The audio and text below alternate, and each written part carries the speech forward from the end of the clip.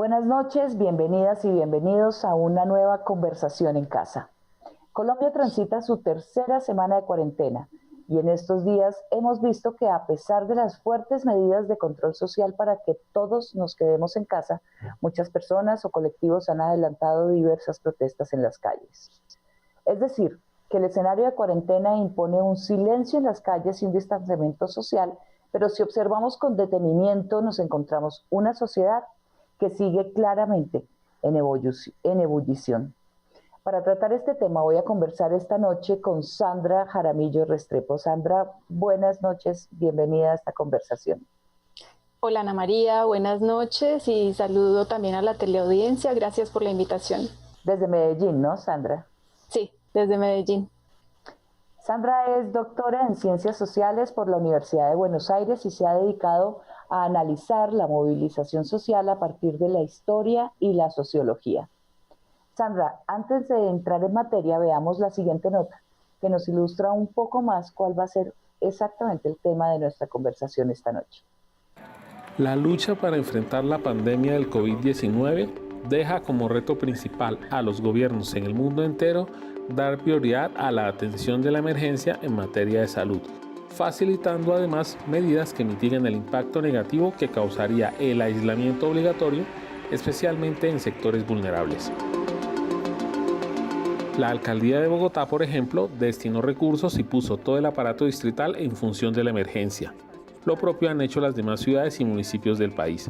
Por su parte, el gobierno nacional se ha dado a la tarea de firmar decretos con medidas excepcionales para mitigar los impactos negativos. ¿Son suficientes estas medidas? Las manifestaciones que se han dado a partir del aislamiento preventivo demostraron que no, porque el país tiene problemas en materia social que históricamente vienen rezagados y que hoy, bajo esta coyuntura, salen a la luz pública de manera individual y colectiva.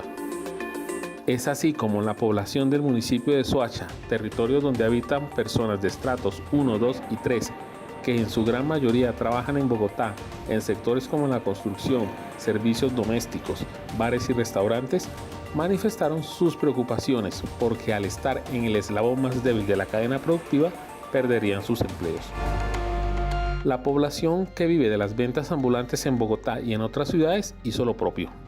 Habitantes de Tuluá en el departamento de Sucre protestaron porque la economía de su territorio depende en un 100% del turismo.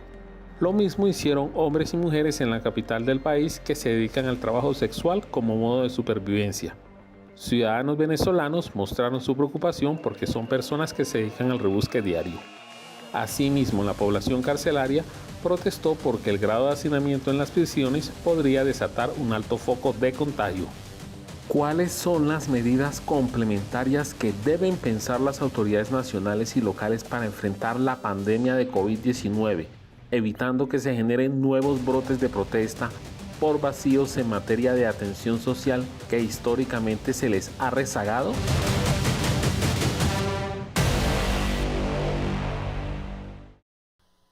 Vendedores ambulantes, prostitutas, comerciantes, grupos indígenas. Sandra, ¿usted cree que existan medidas que podrían implementarse y que no se han implementado para calmar, digamos, los ánimos de estos sectores durante el tiempo del confinamiento? Efectivamente, yo creo que estamos ante ese reto de una gestión social de la situación, digamos, de crisis sanitaria que estamos viviendo. Y bueno, por supuesto, muchos gobernantes nuestros, por suerte, están haciendo una gestión en ese sentido, que de todas formas, como veíamos en el video, es probable que se quede corta frente a esas demandas sociales que son tan álgidas y que además tienen una historia en nuestro país.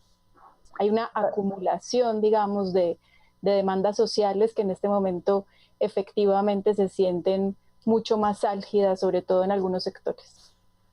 Es como traer una olla a presión al momento y que además le metemos más calor al fuego porque estamos ante una situación en que claramente los recursos económicos escasean todavía más y la situación es mucho más complicada para sectores muy vulnerables. Sí, por supuesto. Me parece que igual esa metáfora que a mí también me gusta de la olla a presión es una metáfora que en este momento efectivamente se hace más álgida, pero que me parece que vale para las sociedades en general e incluso para momentos que no necesariamente son tan críticos como el actual.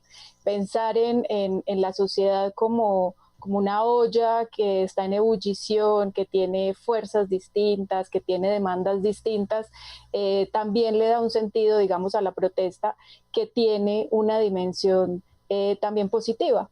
Creo que es importante mirar la protesta como desde sus diferentes aspectos. Y si bien ahora la urgencia y la necesidad más inmediata es atender esas demandas sociales que son tan acuciantes en este momento, el escenario de protesta me parece que es un escenario que de todas formas es bastante probable que se sostenga más allá de las medidas inmediatas, pero que incluso valdría la pena, más allá de la coyuntura, pensar la presencia de las protestas en las sociedades y sobre todo en Colombia como una posibilidad también de ampliación y de profundización de la democracia.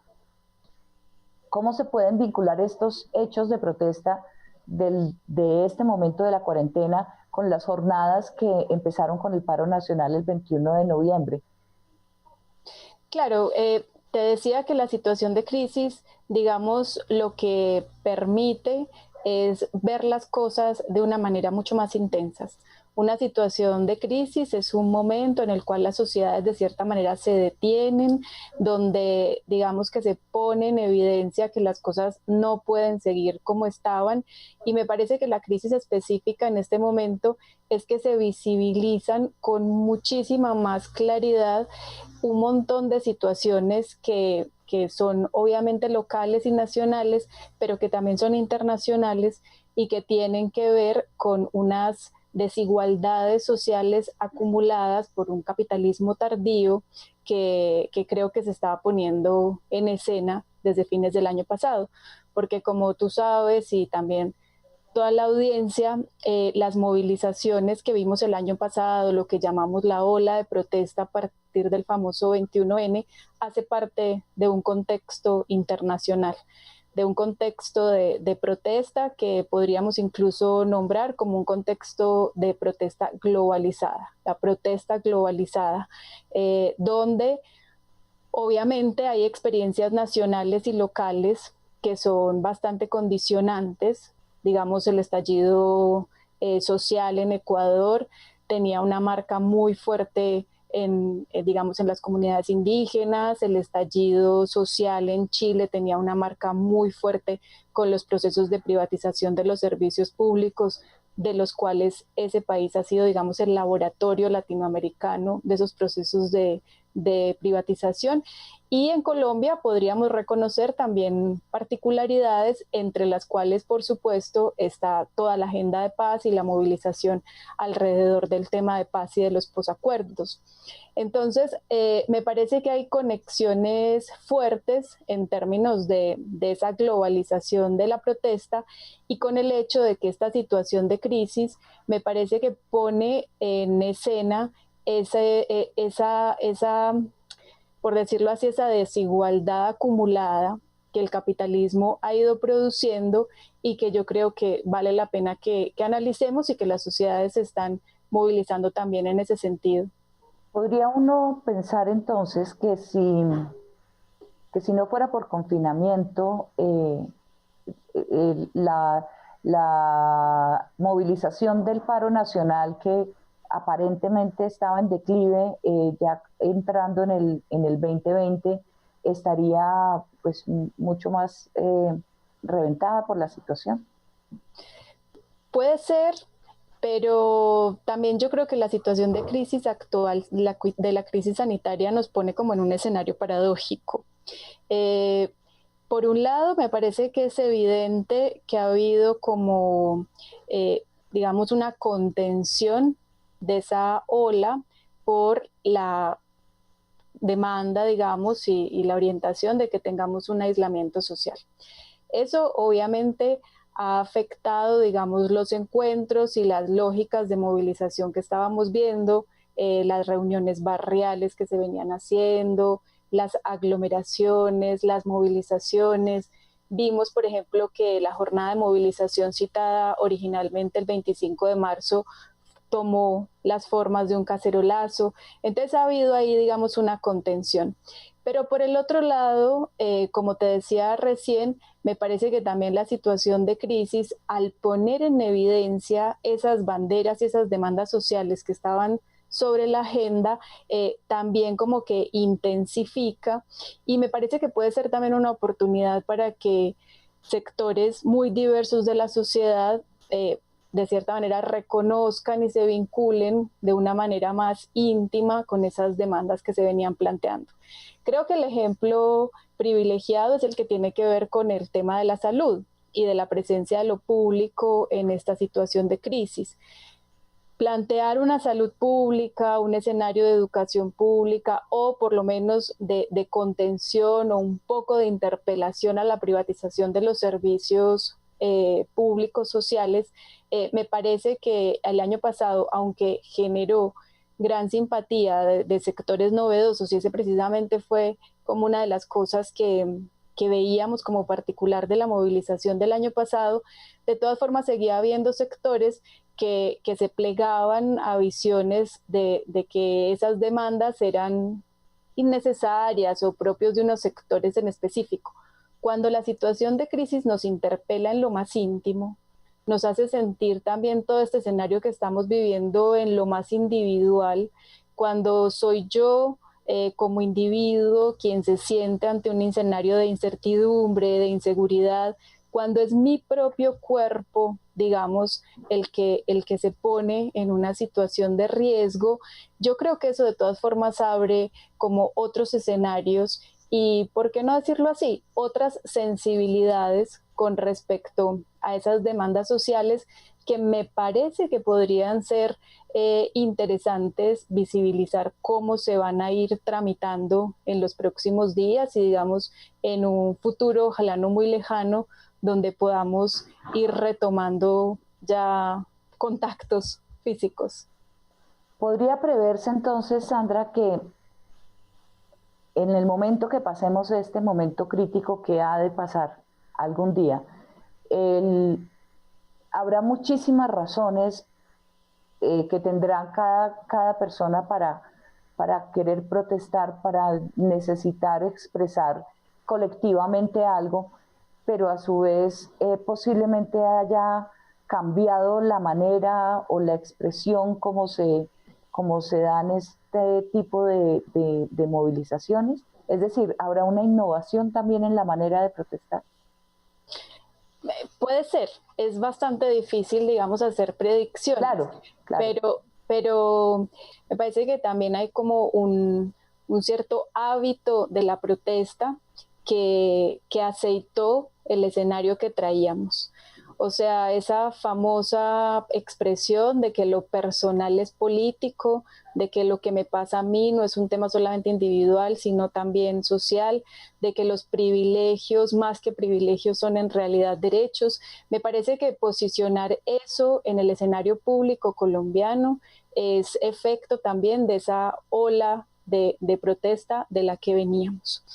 Pero por otro lado, me parece que este escenario de crisis está también obligando a nuestros gobernantes a que atiendan esa situación social, esas demandas sociales y esas banderas que, como te decía, estaban muy presentes no solamente desde el año pasado, sino que también se podría hacer, digamos, vinculación con olas anteriores de hace varios años, la del 2013 con los campesinos, la del 2011 con los estudiantes.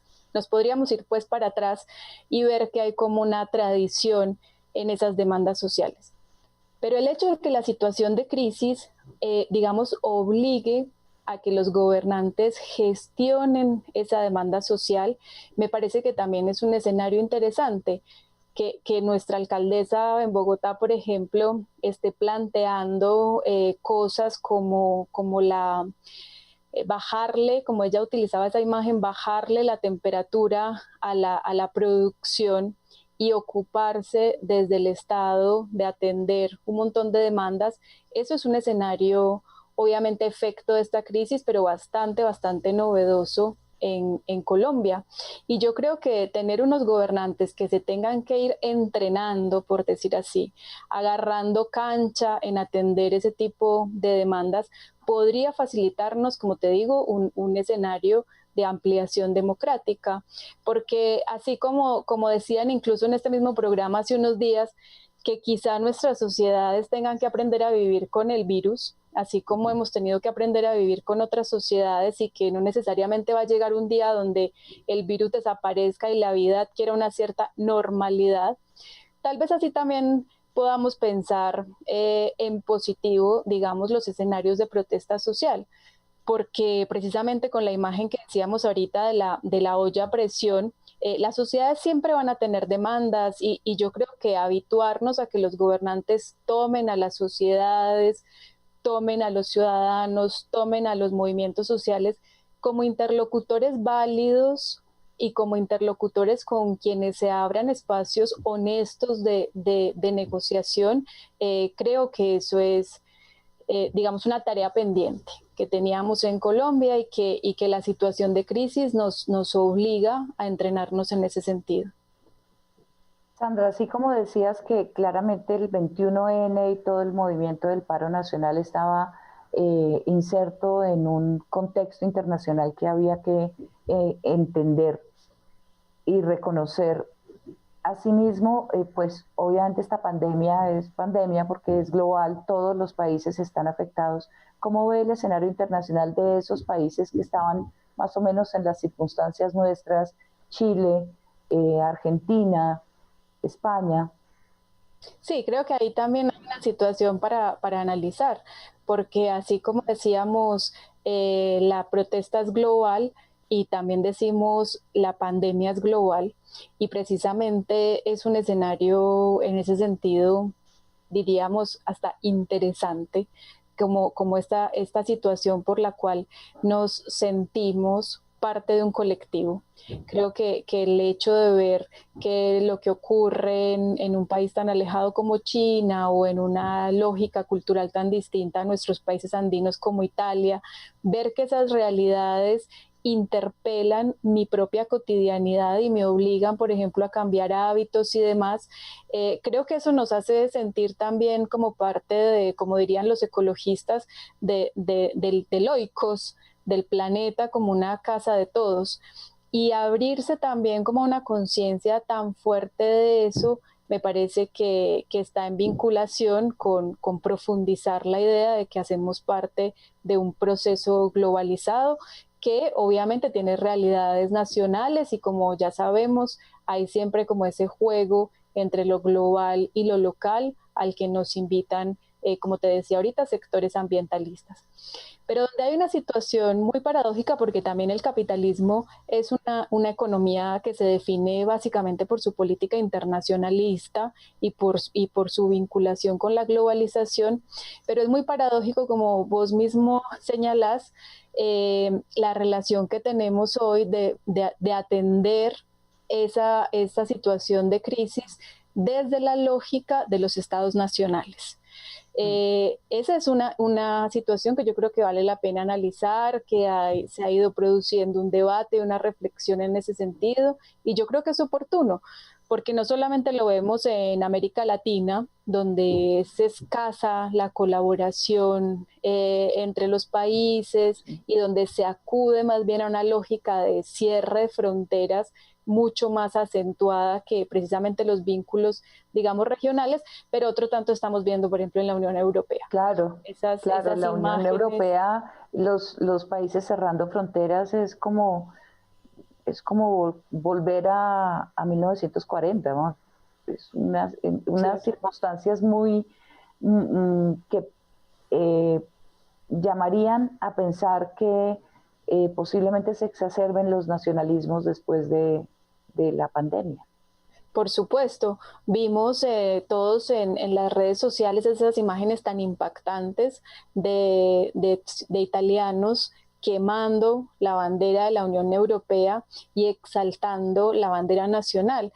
Entonces, claro, es difícil, yo creo que hacer pronósticos, pero sí vale la pena en estas conversaciones y en estos análisis que hagamos ver cuáles son las fuerzas que se están moviendo y hacia dónde con nuestros modestos esfuerzos podemos ayudar a empujar. Y creo que esa que ubicas es precisamente una tensión muy fuerte, cómo hay un escenario de globalización, de pandemia internacional y al mismo tiempo como la incertidumbre de si vamos a optar por mecanismos más solidarios, internacionales, macropolíticos, o si se van a acentuar estas lógicas de nacionalismo, de populismos de derecha y de izquierda tan fuertes y que vienen haciendo también sus estragos, esos procesos de nacionalismo, quiero decir. Sí. Sandra, hablando no de la movilización social en términos de la protesta, sino de otro tipo de movilizaciones, cuando la gente se une para hacer algo, por ejemplo, ¿cómo entiende usted, que es experta en movilizaciones sociales, el tema, por ejemplo, de los aplausos masivos todos los días a las 8 de la noche en las ventanas en España para el personal médico? Claro, son formas que yo creo que, como vos decías ahora, pueden haber escenarios de reinvención de esas prácticas de encuentro y también de esas prácticas de movilización, de protesta, de escenarios públicos, la intervención a través de las redes, que creo que se ha ido agudizando, esa demanda también del otro, que vivimos. Hay muchas reuniones, por ejemplo, de organizaciones sociales o de colectivos que paradójicamente en este momento están contando con mayor quórum, porque la gente también, digamos que hay una afectación de la vida cotidiana donde se liberan esos tiempos de desplazamiento para otras cosas, pero de otro lado también como una cierta demanda del otro en la vida cotidiana. Y creo que los escenarios que hemos visto, eso de los aplausos, pero también cómo hemos encontrado las fotografías en España, en Italia, incluso más locales, de las pancartas en los balcones, cómo la gente se expresa, esa pancarta tan impactante que vimos, por ejemplo, de los italianos, que decían laborar menos, laborar todos, producir lo necesario, distribuir. Son imágenes también, digamos, interesantes de analizar en este momento, cómo la gente encuentra mecanismos para expresarse. Sandra, usted que es experta en movilizaciones, ¿marcha personalmente? ¿Le gusta ir a concentraciones, manifestarse en las calles? Sí, por supuesto. Hay experiencias también un poco rituales, digamos, en esas movilizaciones que terminan siendo muy interesantes. La ola de protesta que se generó en Colombia recientemente fue, yo no estaba en el país en ese momento, pero sí tuvo como la afinidad con experiencias de movilización en otros países, de tener, por ejemplo, una presencia muy linda de los sectores culturales, de las vanguardias culturales. Creo que eso vale la pena visibilizarlo, porque viste que tuvimos también un escenario donde se profundizó mucho la crítica a la movilización, donde de todas formas sigue habiendo procesos, digamos, de estigmatización de la movilización social, y lo que veíamos en las calles es que la pluralidad era mucho mayor, que habían muchos colores, muchos sectores, que había confluencia de grupos diversos y también de un ciudadano, digamos, de a pie, que no necesariamente se reconocía previamente ni en un movimiento social, ni en una corriente de izquierdas, digamos, y que sin embargo la situación y también lo colorido y lo alegre de las movilizaciones lo invitaba a salir a las calles. Creo que ese tipo de procesos hacen parte de la reconstrucción del tejido social que vale la pena que resaltemos en nuestro país, sobre todo hoy, por ejemplo, que estamos en una fecha tan importante de conmemoración a nuestras víctimas. Creo que todos estos escenarios que nos ayuden a reconstruir el tejido social vale la pena de resaltarlo, y las movilizaciones son un poco eso. En estos días de confinamiento que le han tocado a Medellín, ¿cómo calma la intranquilidad emocional ¿Cómo vive tranquila en su confinamiento? Me ha parecido como importante la relación, digamos, con el propio cuerpo. O sea, que tener momentos de, no sé, de estirar, de vincularse como con esa materialidad que tenemos y que hay veces nuestras larguísimas jornadas de trabajo, de sedentarismo, nos hacen olvidar. Creo que ese es un elemento muy importante. Leer, escribir, estudiar, tener, digamos, como unos hábitos intelectuales, de todas formas, generan que el confinamiento no nos sea tan extraño. Sandra, muchas gracias por esta conversación de esta noche. Mañana volveremos a vernos en otra conversación acerca de otro de los innumerables aspectos de la vida humana que están siendo impactados por la pandemia. Gracias, Sandra. Ana María, a ti muchas gracias por la invitación y un saludo para todos y todas las que nos ven esta noche. Gracias. Quédense en casa. Buenas noches.